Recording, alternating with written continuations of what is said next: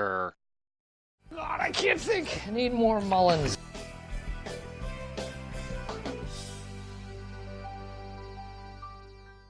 Hey, and welcome back to The Office Field Guide. I'm Chris from Mulverine Films, and we're reviewing every episode of The Office ever.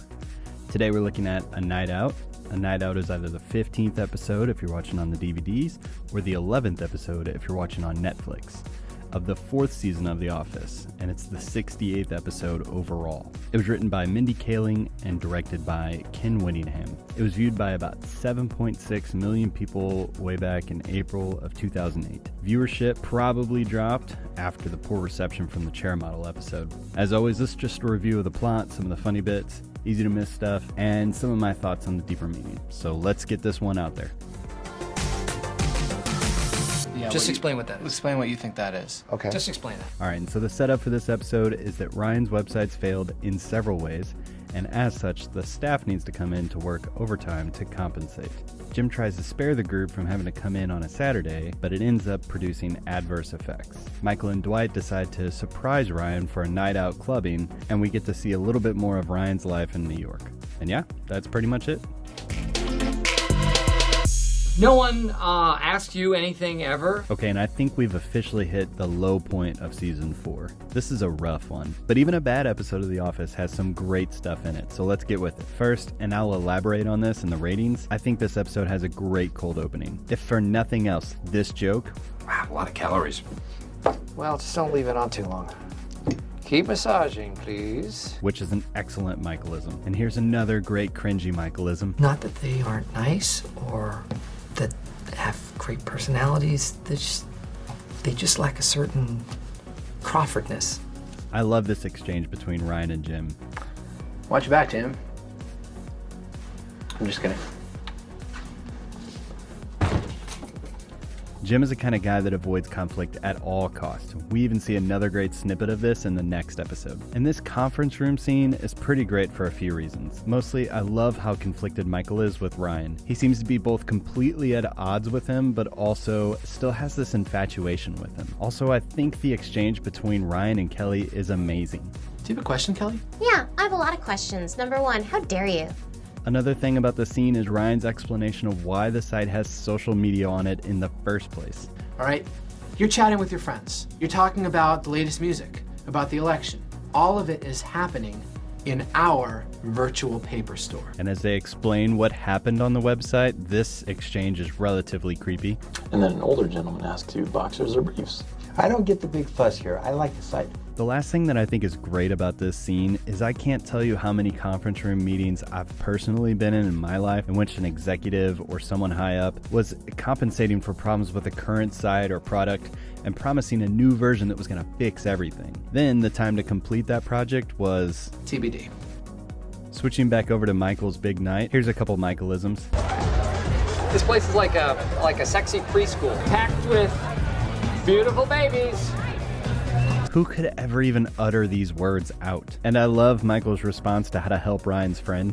And then you put a wire on them, and you find out who's selling them drugs, and then you get that guy and you turn him into a snitch. And also in this episode, we get to meet Troy. Guys, I want you to meet a really good friend of mine. This is Troy. Hey, nice to meet you. I love that Dwight is so intrigued by him. Do you live in a regular-sized house? Yeah, he's a normal guy. He's cool. And I love Troy. There's this great blooper involving him and Jim. It's from Goodbye Toby, but I'm going to put it at the end of this one because it's a blooper from a deleted scene that doesn't really have much context in that episode anymore. So stay tuned to the end of this episode to see that blooper. It's great. I guess the last thing about Troy is that his name is actually Troy Underbridge, like a troll that lives under a bridge. Get it? I think writers were being clever. Anyway, I also love that Creed is the only one who knows Hank's name when he has a track record like this. You deal with this, or you, me, Sammy, Phyllis, the chickie hit with a car, we're goners.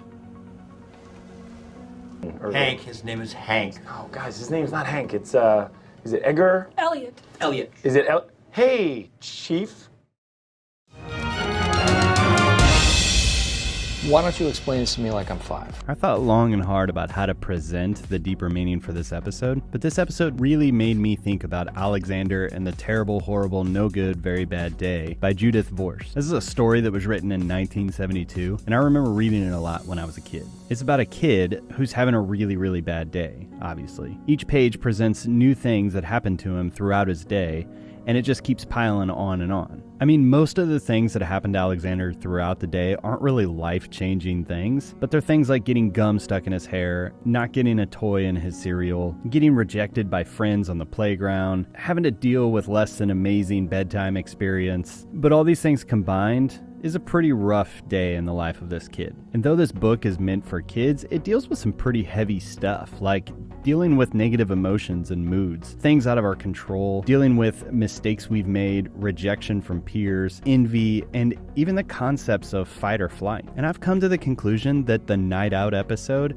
is a retelling of Alexander and the Terrible, Horrible, No Good, Very Bad Day, except using multiple characters to play both the victim and the voice of reason. And look, I'm not the biggest fan of this episode, and to be honest, I think they might have botched the execution of this, but there's so many things to clue us in on what they were going for. To start with, we get a really heavy-handed reference with Michael in the cold opening. What's wrong, Michael? I got gum in my hair. Which is exactly the catalyst which begins Alexander's terrible day. Then we see Michael pouting about how awful this is, which is literally all Alexander does throughout the whole story. You do. This just stinks. Don't touch it. And then for the next 22 minutes, we see a variety of bad things happen to a variety of characters. For example, everyone has to come in on Saturday to begrudgingly help Ryan out with his website. Ryan low-key threatens Jim. Michael gets rejected numerous times at the club, while having to see Dwight kind of knocking it out of the park. Jim forgets to tell security that they're staying late, and thus everyone gets locked into the parking lot. The entire staff vote that Angela and Andy are a better couple than Jim and Pam. Pam hits Meredith with a football in the face. Toby shows an inappropriate affection to Pam and thus forces himself to flee the premise and the country. Ryan gets into a fight. Jim shows that he has a little bit of racism? When he asks Oscar to come to the cleaning crew, only he's right, so I'm not really sure how to read that one. And ultimately, Michael and Dwight end up sleeping over at Ryan's crappy apartment, which is a great reminder that even though Ryan's acting like he's the hottest thing since sliced bread, he's still just a junior executive at a paper supply company. And I'm sure there's more to call out, but that was just the obvious stuff I could think of. And in this, we see a lot of parallels to the children's story. In the book, Alexander's convinced that living in Australia would be extraordinarily better than where he is now. And an ongoing gag in the book is that his grass is always greener on the other side perspective. Michael's convinced that Ryan is living the high life, and that he needs to get in order to find the satisfaction he's looking for. There's even a deleted scene in which Michael confesses that he's acting weird because he's so depressed. This explains his behavior in the conference room. And even the name of the nightclub, cleverly enough, is prerogative, which is a word used to describe the exclusive right of someone or some class has. It's to say that Michael thinks that if he can arrive here and this can be his life, his troubles are going to be over. It's his right. But what we're meant to conclude in this episode is that the grass is not always greener, specifically for Ryan and for Michael,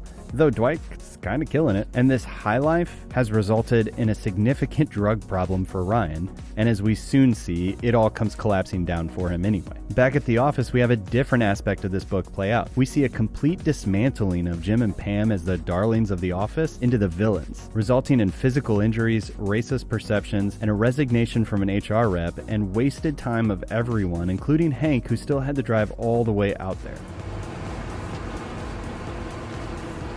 Son of a bitch. All of this leading to just a really bad night for everyone. For Michael and Dwight, a bad night in the city, and for the rest of the staff, a bad night locked out. So what's the deeper meaning of Alexander and the Terrible, Horrible, No Good, Very Bad Day and this episode? Perspective. It's all about perspective. In the end of the book, Alexander's mom essentially states that everyone has a bad day from time to time, including those people in Australia. And in the end of this episode, we basically see that everyone on both sides of the fence are having a bad time. And maybe that it's our connection to each other that can sustain us through those bad times. Best night ever. Like I said, it's not about the horniness, it's about the loneliness. And how can I be lonely with my boys? But regardless, it's our perception of what's happening. To run from our problems will never solve it. I have an announcement to make. I am moving to Costa Rica. Oh, and Steve Carell starred in the Disney adaptation of this book a few years after that, so there's that too. Or I don't know. Maybe this was just an excuse to see Dwight make out with an Amazon. Northeast Regional Champs. Amazons. This needs to be shared.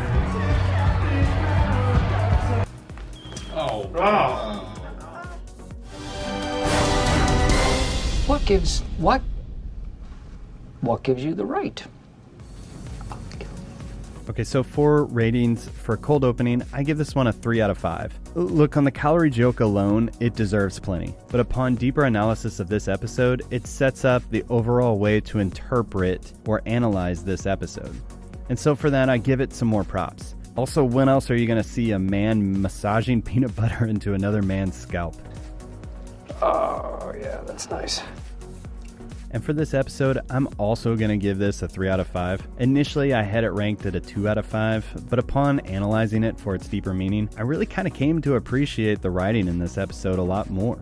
So I had to bump it up a bit. And I'm convinced that something must have happened in the editing process because this episode just didn't click the way I believe it was written to. But I see where it was going, and for that I give it some props. Aside from that, there are some great jokes in this episode, and it's heavy in plot, driving this season forward.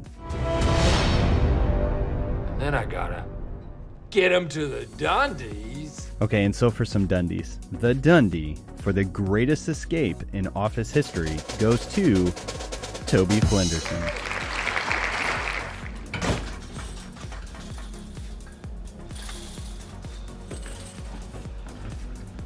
And the Dundie for the best drink order at a nightclub goes to Michael Scott. Just bring me 2 cups, one with olives and another one filled with maraschino cherries. Okay guys, so that's it on the field guide for A Night Out. Still am debating my rating, so feel free to argue with me in the comments. If you're enjoying this, please like and subscribe. Click the bell thing. You'll get notified when there's new episodes. And if you do that now, you'll get notified next week when we cover Did I Stutter? So today, let me know if you think there was any significance to Ryan's jungle warfare monologue or if he was just rambling while he was high. I hope you're enjoying this show. See you next time. Troy, what are you doing here? Just filling in for Ryan, as a favor. May you fight with the strength of 10 full-grown men. I'll let Michael know you're here.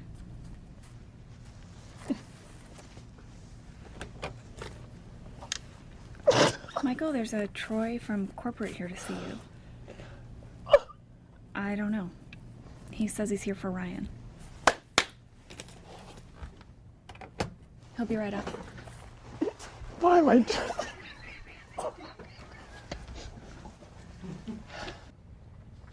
Dwight? I